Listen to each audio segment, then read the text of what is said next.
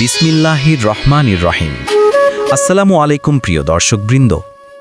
আজকে আমি চলে এসেছি কিশোরগঞ্জ জেলার নিকলী উপজেলার সাজুল্লা বাজারের বিখ্যাত গরুর হাটে।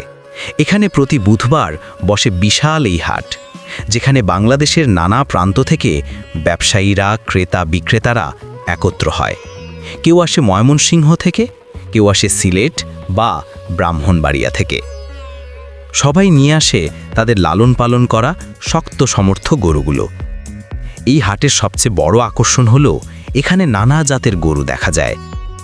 দেশি, শাহওয়াল, সিন্ধি, ফ্রিজিয়ান সব রকমের গরু পাওয়া যায় এখানে।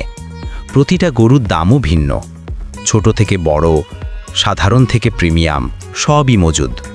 এখানে আসলে বোঝা যায় কৃষকরা কত কষ্ট করে তাদের গরুগুলো বড় করেন।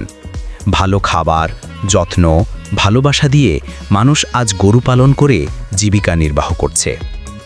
হাটের ভেতরে ভিড় বেশ জমে থাকে দুপুরের দিকে।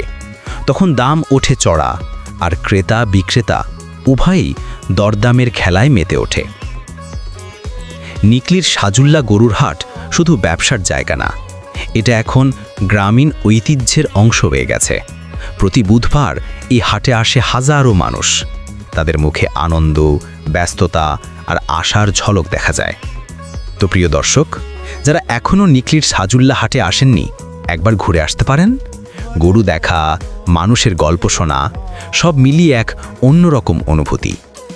দোয়া রেখো, ইনশাল্লাহ আবার দেখা হবে পরের ভিডিওতে। আসসালামু আলাইকুম।